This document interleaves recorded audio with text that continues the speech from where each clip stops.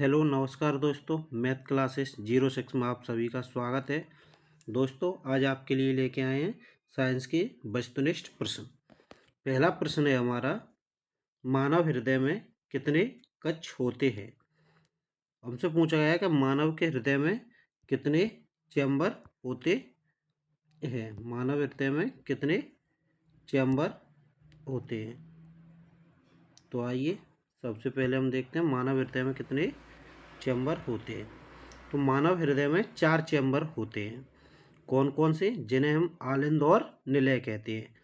तो एक होता है हमारा बायां आलिंद, बायां आलिंद, और एक होता है हमारा दायां आलिंद, दायां आलिंद। ऐसे ही 2 आलिंद होते हैं और 2 निलय होते हैं। तो बायां निलय और दायां निलय हमारे कितने होते हैं। मानव शरीर में 4 कक्ष होते हैं, 4 चैम्बर होते हैं। अब बात करें कि आलिंद में, तो बाएं दाएं आलिंद में कैसा रक्त बहता है, अशुद्ध। कैसा रक्त बहता है, अशुद्ध रक्त, अशुद्ध रक्त। ऐसे ही दाएं निलय में भी कौन सा रक्त बहता है, अशुद्ध रक्त, अशुद्ध रक्त। बात करें निलय की, तो निलय में कैसा रक्त बहता है, शुद्ध।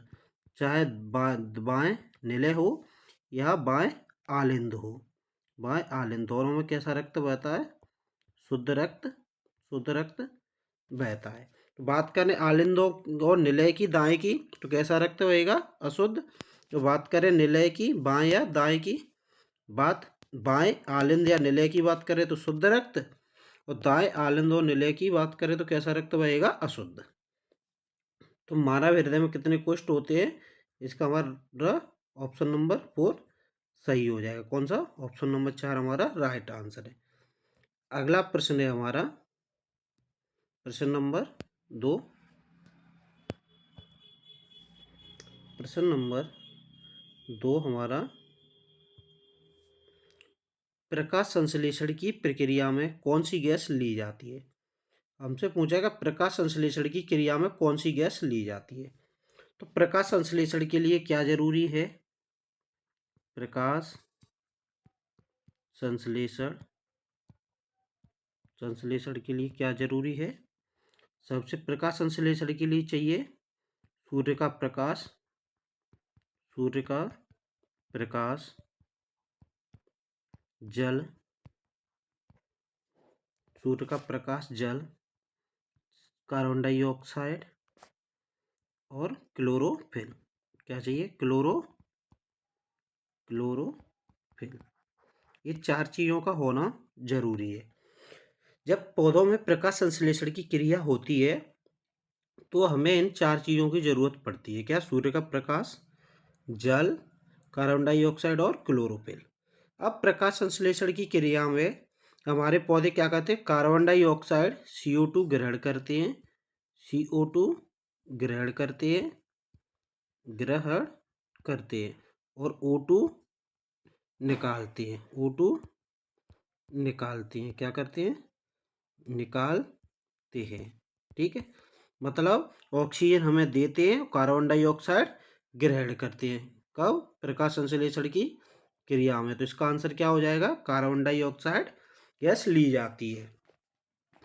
तो दिन में हमारे जब प्रकाश संश्लेषण की क्रिया होती है सूर्य के प्रकाश में, तो पौधे हमें क्या करते हैं, ऑक्सीजन देते हैं। ऑक्सीजन क्या करते हैं, हमें देते हैं, और कार्बन डाइऑक्साइड ग्रहण करते हैं। क्या करते हैं, कार्बन डाइऑक्साइड ग्रहण करते हैं।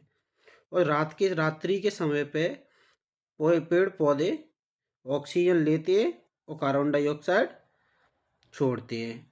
तो इस प्रश्न का हमारा राइट आंसर क्या हो जाएगा, ऑप्शन नंबर सी हमारा क्या हो जाएगा, राइट आंसर हो जाएगा। अगला प्रश्न है हमारा, अगला प्रश्न है हमारा, पौधों में भोजन का परिवहन किस ऊतक द्वारा होता है। जो पौधे हैं हमारे, उनमें भोजन का परिवहन किस ऊतक द्वारा होता है। तो पहला ऑप्शन है हमारा जाइलम, जाइलम। तो जाइलम का क्या काम होता है, पौधों में जल का परिवहन, किसका, जल का परिवहन कौन करता है, जल का परिवहन करता है जाइलम। पौधों के जड़ों से जल को प्राप्त कर, जड़ों से जल को प्राप्त कर कहाँ पहुँचाता है? पेड़ के संपूर्ण पेड़ में कौन पहुँचता है? जाइलम के द्वारा जल पौधों के संपूर्ण भाग में पहुँचता है। दूसरी बात करें फ्लोएम की। फ्लोएम, फ्लोएम क्या करता है? फ्लोएम पत्तियों से जो भोजन बनता है, पत्तियों से प्रकाश संश्लेषण की क्रिया कहाँ होती है? पौधों की पत्तियों वाले भाग में। पत्तियों से भोजन को संपूर्ण पेड़ में पहुंचाता है। ये कहाँ पहुंचाता है? संपूर्ण पेड़ में, संपूर्ण पेड़ में। तो पौधों में भोजन का परिवहन कौन करता है? फ्लोएम। फ्लोएम का काम क्या है? पौधों में भोजन का परिवहन करना। तो इसका राइट आंसर क्या हो जाएगा? Option number B, phloem. अगला प्रश्न है हमारा, मानव शरीर की सबसे बड़ी ग्रंथि कौन सी है? मानव शरीर की सबसे बड़ी ग्रंथि कौन सी है? हमसे पूछा है कि मानव शरीर की सबसे बड़ी ग्रंथि किसकी? मानव की। मानव शरीर की सबसे बड़ी ग्रंथि, शरीर की सबसे बड़ी ग्रंथि, सबसे बड़ी ग्रंथि की बात करें तो ग्रंथि कौन सी है? यकृत। ग्रंथि कौन सी हो जाएगी? यकृत। बात करें कि मास्टर ग्रंथि कौन सी होती है? हम बात करें मास्टर ग्रंथि। मास्टर ग्रंथि की बात करें तो मास्टर ग्रंथि हमारी कौन सी होती है? मास्टर ग्रंथि होती है पिट्यूटरी, जिसे हम पीयूष ग्रंथि बोलते हैं। पिट्यूटरी मतलब पीयूष ग्रंथि, पीयूष ग्रंथि, इसी को हम क्या बोलते हैं? पिट्यूटरी ग्रंथि। ये हमारी ग्रंथि क्या होती है? इसको हम मास्टर ग्रंथि के नाम से जानते हैं।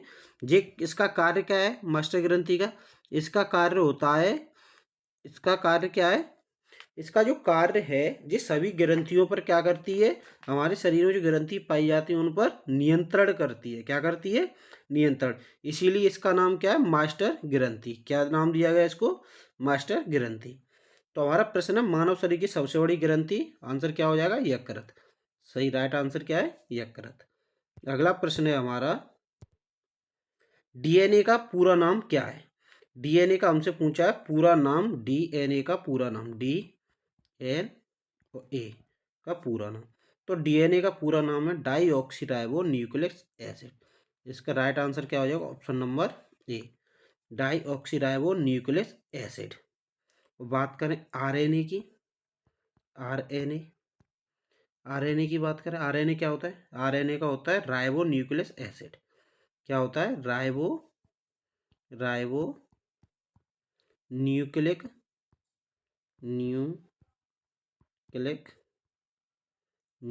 एसिड। दोनों ही फुल फॉर्म आपके पास है। डीएनए की क्या है? Deoxyribo nucleic acid. या डाई की जगह आपको लिखा मिले डीऑक्सीराइबो न्यूक्लिक एसिड, तो भी हमारी डीएनए की क्या है? वो फुल फॉर्म। या आपको लिखी मिले क्या? डी। ठीक है, तो ये भी हमारी क्या? डीएनए की फुल फॉर्म। डाई की जगह डी भी हो सकता है। अंग्रेजी में यहाँ क्या आता है? डाई आता है लिख के। और आरएनए की क्या है? Ribo nucleic acid. दोनों की फुल फॉर्म है। डीएनए से हम क्या करते हैं? डीएनए से हम क्या करते हैं? किसी भी संदिग्ध व्यक्ति की जांच करके हम पता लगा सकते हैं कि ये व्यक्ति कौन है। इसमें उस डीएनए की क्या करते हैं? हम जांच करते हैं। तो दोस्तों आज के लिए इतना ही। ऐसे ही आपको वस्तुनिष्ठ प्रश्न आगे मिलते रहेंगे। अगर क्लास अच्छी लगी हो तो लाइक करना, शेयर करना और कमेंट करके बताना आपको क्लास कैसी लगी।